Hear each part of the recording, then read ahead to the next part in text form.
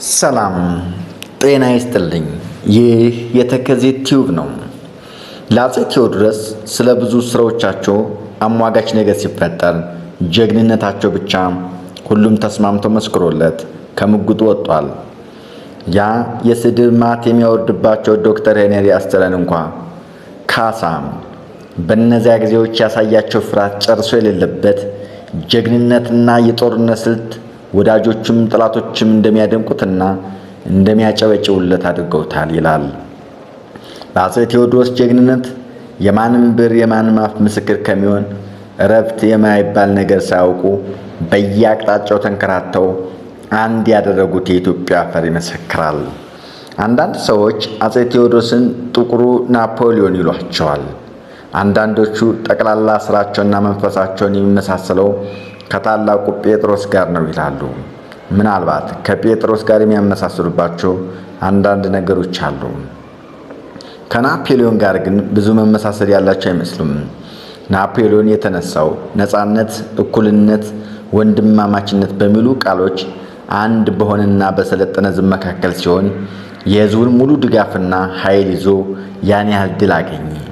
ቴዎድሮስ ያን ሁሉ ጀግንነት ምንም ሊያውቅላቸው ባልቻለ ሕዝባቸው ላይ አወልውሎት ራሳቸው ለሚሰራ አሳም እንደነገሩት ሁሉ ከኢትዮጵያ ንጉሠ ነገሥትነት ወደ መቅደላ ባለቤትነት ብቻ ወርደው ሕዝባቸውን ብቻ ሳይሆን ከጦር ኃይላቸው አብዛኛው አንድ ከርቷቸው በሚገኙበት ጊዜ በአንድ ከውጭ የመጣ ጦር ድል ሆኑ። በጠቅላላው ሁኔታ ሁለቱ ሰዎች ሲመዛዘኑ ናፖሊዮን በአካባቢ ኃይል፣ ቴዎድሮስ በራሳቸው ላይ እየተነሱ ሆነው ሲገኙ ካነሳሳቸው በኋላ ግን ናፖሊዮን የሚመራው ሕዝብ ሲኖረው ኢትዮጵያ ቴዎድሮስን ባፈረች ጊዜ መንጋ ሳይኖር እረኛ አደራጅታ ነበርም። ሕዝብ ቢኖራቸው ኖሮ ግን ከናፖሊዮን የበለጠ መንፈስ እንደነበራቸው የሁለቱን አሟሟት ማየት ብቻ ይበቃል። ጀግናው ናፖሊዮን ቦናፓርት ለመጨረሻ ጊዜ ተሸንፎ እድሉ እንደከዳው ባየ ጊዜ ስለ እንግሊዝ ዘውድ እንደራሴ የሚከተለውን ደብዳቤ ጻፈ። ልዑል ሆይ፣ አገሬን በከፋፈሉ ታጣቂዎችና በአውሮፓ ኃያላን መንግስታት ጥላቻ ተጠቅቼ የወደቅኩ ሰው የፖለቲካ ስራዬን አቁሜ በእንግሊዝ ሕዝብ መካከል ለመቀመጥ እንደ ቴሜስቴክሊዝ ሁኜ መጥቻለሁ። ይህን ከጠላቶች መካከል ይበልጥ ኃያል፣ ይበልጥ በባህሪው የጸኑ፣ ይበልጥ ለጋስ ከሆኑት ከልዑልነቶ እንደማገኘው ስለማስብ በእንግሊዝ ሕዝብ ሕግ ስር ተጠብቄ እቀመጣለሁ። ናፖሊዮን ይህን ደብዳቤ ጽፎ ልመናው ሳይሳካለት ቀረ። ለዚህ ደብዳቤ የመጣለት መልስ እንዲያውም ንጉሠ ነገሥትነቱን እንኳ ሽሮ ጄኔራል ቦናፓርት በእንግሊዝ ምድር ላይ አያርፍም፣ ወደ ቅድስት ኤሌኒ ደሴት ይወሰዳል እንጂ የሚል ቃል ነበረ። አፄ ቴዎድሮስ ግን እጆን ይስጡ ሲባሉ ከዚህ ሁሉ ጥቃት ያደረሳቸውን የሀገራቸው ሰዎች ወቅሰው የኃያሉን ክንድ እንደ ሕፃን ልጅ እጅ ሲያንጠለጥል የኖረ እንጂ በማንም እጅ የማይጨበጥ መሆኑን ገልጸው ድል ሲሆኑ የራሳቸውን ሕይወት ሳይደፍር በራሳቸው እጅ አጠፉት። ቴዎድሮስና ሃይማኖት። አፄ ቴዎድሮስ ፍጹም ክርስቲያን ሰው ነበሩ። ከፎከረቻቸው አንዱ የክርስቶስ ባሪያ ወይም የመድኃኔዓለም ባሪያ ማለት እንደነበረ ብዙ ጊዜ ይነገራል። ከዚህም ጋር ኢትዮጵያን እስላሞችን ስለ ሃይማኖታቸው አንድም ጊዜ አስቸግሯቸው አያውቁም ነበር። አፄ ቴዎድሮስ ምንም እንኳ ካህናት ቢጠሉና ቤተ ክርስቲያን በኋለኛው ጊዜ እጅግ ቢደፍሩ ሃይማኖት በሕይወታቸው ውስጥ ከፍተኛውን ቦታ የያዘ ነገር ነበረ። የመንግስታቸው የውጭ ዓላማ ከተመሰረተባቸው ታላላቅ ነገሮች አንዱ ቱርኮችን መጀመሪያ ከኢትዮጵያ ጠረፎች ቀጥሎ ከኢየሩሳሌም በማባረር የክርስቲያን ሃይማኖት ማስፋፋት ነበረ። በክርስቲያን ሕግ ከሚስቶቻቸው ጋር በተክሊል የቆረቡ ሰው ነበሩ። እግዚአብሔር ለእኔስ ለለማኙ ዙፋን እንደሰጠኝ እውቀት እንዲሰጠኝ ጸልዩልኝ እያሉ በእግዚአብሔር ፊት ራሳቸውን ዝቅ ያደርጉም ነበረ። ታላቅ ክብር ከነፍስ ጋር ሲመዛዘን ምንድን ነው እያሉ ዙፋናቸውን እግዚአብሔር ለሰው ልጅ ካዘጋጀው ሰማያዊ ክብር ጋር ሊያመዛዝን የማይችል መሆኑን ይናገሩ ነበረ። በአውሮፓ መንግስታት ላይ ያ ሁሉ ሊፈጸምላቸው ያልቻለ ጽኑ ተስፋ ሊኖራቸው ቻለውም በእነዚህ ሀገሮች ያሉ መሪዎች ሁሉ እንደሳቸው ለክርስትና ሃይማኖት የሚጨነቁ ስለመሰላቸው ነበረ። ቆንሲል ዋልተር ፕላውድም ያለ ክርስቶስ እኔ ከምንም ነገር አልቆጠርም፣ ይህን የተዘበራረቀ መንግስት እንዳጣረውና እንዳሻሽለው ተመርጬ ተሆነ ግን ተርሱት እርዳታ ጋር ይህን እንዳላደርግ ማን ያግደኛል ይሉ እንደነበር ገልጿል። በክርስትናቸው ስላላቸው ጽናት ዶክተር ሄነሪ ብላንክ የተባለው ራሳቸውን አስረው ያቆዩት ሰው ከዚህ የሚከተለውን ይናገራል። ካህናቱን መሐይምናን ስለሆኑባቸው ይጥሏቸው፣ ይነቅፏቸው ነበር። ይሁን እንጂ በየትም ሲሄዱ የድንኳን ቤተ ክርስቲያን ሳይዙና እንደ ሰራዊት ቀሳውስት ደባልትና ዲያቆናት ሳያስከትሉ በጭራሽ አይሄዱም ነበር። በቤተ ክርስቲያን ጥግ ሲያልፉም ሳይሳለሙና መቃን መድራፉን ሳይሰሙ በፍጹም አያልፉም ነበር። የቴዎድሮስ የአእምሮ ችሎታና አካላዊ አቋም። ብዙዎች ታላላቅ ሰዎች አንድ አይነት ብቻ ስጦታ የተሰጣቸው አይደሉም። በብዙ ሁኔታ ከሰው የሚበልጡበት የተፈጥሮ ስጦታ ነበራቸው። በድል አድራጊነታቸው የታወቁ ብዙ ታላላቅ መሪዎች ምንም እንኳ በአብዛኛው የዓለም ሕዝብ ዘንድ ስማቸው በጣም ገኖ የሚታወቀው በጦረኝነታቸው ባገኙት ድል ቢሆን እነዚህ ሰዎች በጦረኝነታቸው ካሳዩአቸው ችሎታ እኩል ወይም የበለጠ ሌላ የተፈጥሮ ስጦታ ታይቶባቸዋል። ለምሳሌ ታላቁ እስክንድር ጦርነትን መውደዱ ባይካድም ያቸነፈውን አገርና ያቸነፋቸውን ጠላቶች በግፍ የመደምሰስ ደደብ ጄኔራል አልነበረም። ያቸነፋቸውን አገሩ በዚያ ዘመን የነበራትን ስልጣኔ እየተቀበሉ የሰለጠኑና በመልካም ሕግ የሚመሩ እንደሆኑ የሚጣጣር ራሱ የበሰለ እውቀት ያለው የኪነ ጥበብና የሥነ ጥበባት ስራዎችን ጣዕም የሚያውቅ የሚናገረው ሁሉ እውቀቱና ታላቅ ሰውነቱን የሚገልጽለት ሰው ነበረ። ዮልዮስ ቄሳርም እንደዚህ የተጣራ ሰው ነበረ። ሰይፉን ወደ አፎቱ ከቶ ብዕር ባነሳበት ጊዜ በዓለም ውስጥ የሱን ያህል ዝና ያላቸው 3 መጽሐፎች ጽፏል። በድል አድራጊነት ብቻ ሊመሰረት አይችል የነበረውን የሮማ የቄሳር ግዛትም መልካም በሆነው በበጎ መንፈስ ጭምር የማሸነፍ ጠባይ በነበረው አስተዳዳሪነት መስፍርቶ አልፏል። ሌሎችም በጦረኝነት የታወቁት እነ ቀዳማዊ ናፖሊዮን፣ እነ ታላቁ ፍሬዴሪክ፣ እነ ታላቁ ጴጥሮስ የድል አድራጊነትን ጥም የያዘው ተራ ወራሪ ከሆነ የጦር መሪ እጅግ የሚለዩበት ከፍ ያለ መንፈስ ትልቅነት ነበራቸው። ነገር ግን አንድ ጸሐፊ የዓለም ሕዝብ ከጠቃሚዎቹ ሰዎች ይልቅ ለአጥፊዎቹ ልግስና ጭብጨባ ይሰጣል እንዳለው ሁሉ እነዚህ ታላላቅ ሰዎች በአሰቃቂ የጦር ሜዳዎች በፈጸሙት የገዳይነት ሙያ ከልክ በላይ ሲያደንቋቸው በሰላም ጊዜ ለፈጸሟቸው ከፍተኛ ሙያዎች ከምስጋና የተቆጠቡ ናቸው። የኛው ታላቅ ሰው አፄ ቴዎድሮስ ጦረኝነታቸውና በኋለኛው ጊዜ በሀገራቸው ላይ ያደረሱ ጥፋት ተጋኖ ሲነገርላቸው ብዙ ታላላቅ ስጦታዎቻቸው ለሀገራቸው ሰዎች ጎልተው ሳይታዩ ተውጠው ቆይተዋል። አፄ ቴዎድሮስ እንደ አካላቸው ኃይል የጠነከረ የአእምሮ ኃይል ነበራቸው። በዘመናቸው ከፍተኛ እውቀቱን ይገመት የነበረውን የሀገራቸውን ትምህርት በጥልቅ ከማወቃቸውን በላይ አረበኛ አጣርተው የሚያውቁ ሰው ነበሩ።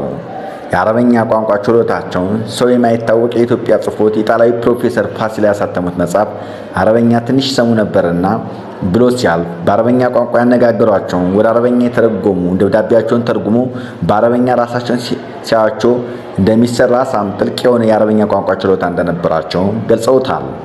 ከዚህም ጋር ከፍተኛ የግጥምና የንግግር ችሎታ የነበራቸው ሰው ነበሩ። ለምሳሌ እጅግ ከሚወዳቸውና ታላቅ ድጋፋቸው የነበሩት ባለቤታቸው እቴጌ ተዋበች የሞቱባቸው ጊዜ ሲያለቅሱ የገጠሙትን እስቲ ጠይቁልኝ ርቃ ሳትሄድ እቴጌ ተዋበች ሚስት እናት ገረድ፣ ሚስት እናት ገረድ፣ እጅግ ሙያ አዋቂ ዛሬ ተቀበረች፣ መድኃኒቱን ምሳ ታበላይ ነበረች የሚለውን ግጥምና በሕዝባቸው ክፋት ተስፋ ቆርጠው የጭካኔ ስራዎችን በሚፈጽሙበት ዘመን እኔ ምን ቸገረኝ ቢበስል ባይበስል ገና ሆዴ ሽሮ ይበላ ይመስል ያሉትን ማስታወስ በቂ መረጃ ነው። እነዚህ 6 መስመሮች ለአፄ ቴዎድሮስ የግጥም ችሎታ ቋሚ ምስክሮች ናቸው። በዚህ ሁኔታ በገናናቸውና ያነሱ በተቀኙ ቁጥር ፈሶ የቀረውን የግጥም ጎርፍ መገመት አያቅትም። በንግግር ችሎታቸው በኩል ስንመለከት ደግሞ አንዳንድ ጊዜ ሌላውን ቀርቶ ተሳዳቢዎችንም ሳይቀር በግድ የሚያስቅ ነገር ይናገሩ ነበር። ለምሳሌ ቅጥ የለሹ የፈረንሳይ ቆንሲል እየዋሸ ሲያሳስታቸው ሲሞክር ስላወቁበት በአገሬ ውስጥ የሚበቁ ዋሾዎች ስላሉኝ ሙሴ ሌዣን ወደ አገሩ መሄድ አለበት ብለው አባረውታል። በብዙ ሁኔታ ያስቸገራችን የቤተ ክህነት ሰዎችም ራሱን ታጣቂ ወገቡን ሰባቂ እያሉ ይሳደቡ ነበር ይባላል። የእስክንድርያው ፓትርያርክ አባ ቄርሎስ ኢትዮጵያን ለመጎብኘት መጥተው በነበሩበት ጊዜ ከሃይማኖታዊ መልእክታቸው ይልቅ የግብፁ እንደራሴ የሰይድ ፓሻ መልእክተኛ ነኝ በማለት የእሱን ጉዳይና ስብከት በሚመለከት ነገር አጥብቀው ሲከታተሉ ስላዩአቸው በነገሩ ተገርመው ያደረጉለትን የክብርና የወዳጅነት አቀባበል ሁሉ ስለ ክርስቶስ ፍቅር ወይስ ስለ ሰይድ ፓሻ ታማኝነት ያደረጉለት ይመስሎታል በማለት አንጀት የሚያሳርር የአሽሙር ጥያቄ አቅርበው ፓትርያርኩን አበሳጭተዋቸዋል። ቀደም ሲል ኢትዮጵያ ውስጥ በሚስዮናዊነት የቆዩትን በኋላም በኢየሩሳሌም የፕሮቴስታንት ጳጳስ የነበሩትን ዶክተር ሳሙኤል ጉባት ሃይማኖት መጽሐፍ ስጦታ በላኩላቸው ጊዜም ዶክተር ጉባት በእጅ ያለው ነገር ተመልከትልኝ፣ ይልቅ 1 ሳጥን የእንግሊዝ ባሩድ ቢልኩልኝ ይበልጥ ደስ ባላይ ነበር ብለዋል። አጼ ቴዎድሮስ በሀገራቸው ጉዳይ እጅግ የበሰለና ከማንኛውም ኢትዮጵያ የተሻለ እውቀት የነበራቸው ከመሆኑም በላይ በነ ጆን ቤልና በነ ፕላውዲዮን አማካኝነት ስለ ጠቅላላው ዓለም ሰፊ እውቀት አግኝተው ስለነበረ ብዙ ኢትዮጵያን በስህተት እንደገመቷቸው አገራቸውን ለማጥፋት የተፈጠሩ ሰው አልነበሩም። የአጼ ቴዎድሮስ ጠቅላላ ትልቅነት ባጭሩ ለመግለጽ ከተነሱበት ጀምሮ እስከ ሞቱበት ጊዜ ድረስ በጥጋቸው የኖረው ቆንሲል ፕላውዲየን የአእምሮና የአካል ጥንካሬያቸው ድካም አይሰማውም። የመንፈሳቸውና የአካላቸው ድፍረት ወሰን የለውም። ሰርተው አይታክታቸውም። ቀንም ይሁን ሌሊት የሚያርፉበት በትንሹ ነው። ሀሳባቸውና የቋንቋ አገላለጻቸው የተጣሩና ባጭሩ ለመረዳት የሚቻሉ ናቸው። ማመንታት በእርሳቸው ዘንድ አይታወቅም ብለዋል። ሄንሪ ብላንክም ስለ ሰውነት አቋማቸውና ስለ ጠቅላላ ሁኔታቸው የሚከተለውን ጽፏል። ለመጀመሪያ ጊዜ ሳያቸው እድሜያቸው ወደ 48 ዓመት ይሆናቸው ነበር። የሰውነታቸው ቀለም ከአብዛኛው የሀገራቸው ሰዎች ይበልጥ ጠየም፣ አፍንጫቸው ሰግደድ ያለ ነበረ። አፋቸው ሰፋ ያለ ሲሆን ከንፈሮቻቸው በጣም ትንሾች ነበሩ። የሰውነታቸው መጠን መካከለኛ፣ በጣም ጠበቅ ያለ፣ ከጡንቻማነት ይልቅ ብልቱነትና ጠመዝማዛነት የሚታይበት ነበረ። በፈረስና በጦር ውርወራ ማንም የማይወዳደራቸው፣ በእግር ሲጓዙ እነዚያ የብረቱ ብረት የሆኑ ተከታዮቻቸው የሚያደክሙ ሰው ነበሩ። አይናቸው ጥቂት ጎድጎድ ብሎ ለስላሳና በብህር አይናቸው ላይ የሚታየው የመሰለ ሙልጭልጭ የሚታይባቸው ስለሆኑ በመልካም ሁኔታ ላይ ባሉበት ጊዜ እንደ ሰው እነሱን ሲያይ ሰውየው እንዲወዳቸው ያደርጉታል። በተቆጡ ጊዜ ግን እነዚህ አይኖች ደም ለብሰውና በቁጣ ተቃጥለው ሲታዩ እሳት የሚተፉ ይመስሉ ነበር። ንጉሡ የቁጣ መንፈስ ባደረባቸው ጊዜ ጠቅላላ ሁኔታቸው አስፈሪ ነበር። ጠይሙ ፊታቸው አመድ ይመስላል፣ ንጣት ያለብሰዋል። የተገጠሙት ስስ ከንፈሮቻቸውም በአፋቻቸው ዙሪያ ትንሽ ነጭ መስመር ያለ መስለው ይታያሉ። ጠጉራቸው ቀጥ ብሎ ይቆማል። በጠቅላላው የሚታይባቸው ሁኔታ ሁሉ ለመቆጣጠር ለማይቻልና እጅግ አስጊ ለሆነ ቁጣ ዋና ምሳሌ ነበር። ይሁን እንጂ ይህ ሁሉ ሆኖ ሰዎችን በማግባባት ጥበብ ማንም አይደርስባቸውም ነበረ። ከሚሞቱበት ጊዜ ጥቂት ቀኖች ቀደም ብሎ በተገናኘን ጊዜ እንኳ የአንድ ንጉሥ ክብርና ግርማ አልተለያቸውም ነበር። እጅግ በነጠረ ታላቅ ሰው ላይ ሊታይ የሚችል የወዳጅነት መንፈስና ከመልካም ትውልድና አስተዳደግ የሚገኝ ከፍተኛ ባህሪ ይታይባቸው ነበር። ፈገግታቸው ሰውን በጣም ይማርክ ነበር። ቃላቶቻቸው ጣፋጮችና ጸጋን የተሞሉ ነበሩ። ይህን ያየ ሰው እኚህን ትሕትና፣ ፍቅር፣ ጸጋ የለበሱ ንጉሠ ነገሥት በውስጣቸው ያለውን አመፅ ደብቀው የሚታዩ ፍጹም አታላይ ሰው ናቸው ብሎ ለማመን ችግር ይሆንበታል። እኚህ ሰው ለአንድ አይነት ነገር ተው ብሎ ሳይለምኑና ምክንያት ሳይኖር የጭካኔ ወይም የተንኮል ሥራ በፍጹም ሰርተው አያውቁም። ይኸውም የሚሰሩትን ሁሉ በፍርድ መንፈስ ተመልተው እንደሰሩት ለመግለጽና ለማሳመን ነው። እርግጥ ነው ይህ ሰው ምክንያት ብለው አቀረባቸው የሚሏቸው ነገሮች ካስከተሉት ጥፋት ጋር አይወዳደሩም። ይሁን እንጂ ምክንያቱ ትንሽ ቢሆንም የቴዎድሮስን ትልቅነት አልካድም። አጼ ቴዎድሮስና የውጭው ዓለም። አንዳንድ ሰዎች እንደሚገምቱት አጼ ቴዎድሮስ ለውጭው ዓለም ብዙ የማያውቁ የነበሩ ሰው ይመስሏቸዋል። ከዚህም ጋር ንግሥት ቪክቶሪያ ላገባ ዓለምን እወራለሁ ብለው ነበር እያሉ ይናገራሉ። የቤልና የፕላውዲየን ነፍስ ይማርና አጼ ቴዎድሮስ ዓለምን ጥሩ አድርገው ነበር የሚያውቁት። እንዲህ ብለው እንዲህ አስበው ነበር የሚባለውን ወሬ ንግሥት ቪክቶሪያን ላገባ አሉ በሚለው ወሬ ሙሉ በሙሉ ሐሰት ነው ሲል ቴዎፍሎስ ዋልድማየር አጭርና ቁርጠኛ በሆነ ቃል ክዶታል። ለዚህ ተረትም መነሻ መረጃ የለውም። ለንግሥቲቱ በጻፎቻቸው ደብዳቤዎች ለዚህ ወሬ ፍንጭ የሚሰጥ ምልክት የለም። ወደ ንግሥት ቪክቶሪያ ለምን እንዳዘነበሉ ለማወቅ የሚፈልግ ፕላውዲየንና ቤል የማን ዜጎች እንደነበሩ ሊረዳ ይችላል። ዓለምን ለመውረር ያሰቡ ነበር ስለሚባለው ሚሲስ ፍላንድ እንግሊዝና ፈረንሳይን ለመውረር ይፎክራሉ ብላ ጽፋ ስትልክ በተያያዘ ደብዳቤ ላይ ነገሩ ሲገኝ እናንተ አውሮፓውያን ለምንድን ነው እንደዚህ የምትዋሹ? እኔ እንዴት እንግሊዝና ፈረንሳይን ልወጋ እችላለሁ? እኔ ድሃ መሆኔንና እንግሊዝና ፈረንሳይ ጥቂት መርከቦች ልከው እንደሚያሸንፉኝ አውቃለሁ ብለው ራሳቸው ተናግረዋል። እርግጥ ነው የሀገራቸውና የሃይማኖታቸው ጠላት የነበሩትን አረቦችና ቱርኮች ለመዋጋት ያስቡ ነበር። ለዚህም ቢሆን ሀገራቸውን በጠላቶቿ የተከበበችና በር የሌላት መሆኗን ስለሚያውቁ ከክርስቲያኖቹ የአውሮፓ መንግስት ጋር እንደ ልብ እንደተገናኙ እርዳታ ከማግኘታቸው በፊት ምን ማድረግ እንደማይችሉ ያውቁ ስለነበር ነው። ይሁን እንጂ ወደ ሀገራቸው በወራሪነት ከመጣ ማንም የሚፈርሰው አልነበሩም። ለምሳሌ ከዚህ የሚከተለውን ቃል ለሙሴ ሊዣን ተናግረዋል። የአውሮፓ መንግስታት የተንኮል ብልሃት አውቀዋለሁ። ከምስራቃዊ ዓለም አንድ ክፍለ ሀገር ለመያዝ በፈለጉ ጊዜ መጀመሪያ ሚስዮናዊን ይልካሉ። ከዚያ በኋላ ሚስዮናዊኑ የሚያጠናክር ቆንስሎች ይልካሉ። በመጨረሻ የጦር ወታደሮች ይልካሉ። እኔ በዚህ የምታለል የሂንዱስታን ረጃ አይደለሁም። ከሁሉ አስቀድሞ ወታደሮች መጥተው እነሱን መግጠምን ይመርጣለሁ። ቴዎድሮስ ታላቁ አስተዳዳሪ። አጼ ቴዎድሮስ ምንም እንኳ ራሳቸው እንደተናገሩት ሕዝቡ ራሳቸው ከራሳቸው ደግ አስተዳዳሪነት ይልቅ በዘመነ መሳፍንት ሲሰራበት የቆየውን የጭካኔና የውንብድና አስተዳደር በመምረጡ ዓላማቸው ባጭሩ ቢቀጭባቸውም ለኢትዮጵያ ሕዝብ ያቀዱትና በስራ ላይ መዋል ጀምሮ የነበረው አዲስና እጅግ መልካም የሆነ አስተዳደር ለእኒህ ታላቅ ሰው የአስተዳደር ችሎታ ቋሚ ምስክር ነው። ነቃፊው ጠላታቸውና የቁጣ እጃቸውን የቀመሰው ሄንሪ አስተር እንኳ ስለዚህ ሲናገር ምንም እንኳ እጅግ የብዙና ልዩ ልዩ የሆኑ ስራዎች ቢኖራቸውም ሁል ቀን ብዙ ሰዓቶችን ለፍርድ ስራ መዋል ከፍተኛ ቁማር ያለው ሃይማኖታዊ ተግባራቸውን አድርገው ስለሚሰሩበት በከተማም ሆነ በጦር ሰፈር ፍትህ ጃንኮይ የሚሉ እጅግ ብዙ ከሳሾችና ተከሳሾች አሰልቺ ጩኸት ጆሮአቸውን ሲሰነጥቀው ይውል ነበር ይላል። አጼ ቴዎድሮስ ሌባና ቀማኛን አጠፉ።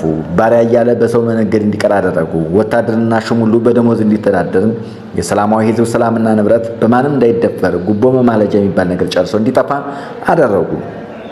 እያንዳንዱ ኢትዮጵያዊ በትንሽ ይሁን በትልቅ ጉዳይ ወደ ራሳቸው እየቀረበ አቤቱታውን በማሰማር ፍርድ ያገኝ ነበረ። ለብዙ ክፉ ጠላቶቻቸው ፍጹም ይቅርታ ያደርጉ ነበረ። ሕዝብን በድለው ካገኟቸው ወዳጆቻቸው ያለ ምሕረት ቀጥተዋል። ወታደር ባላገሩን በዘርፍ 37 ቆርጠዋል ሲሉ አለቃ ዘነበ ጽፈዋል።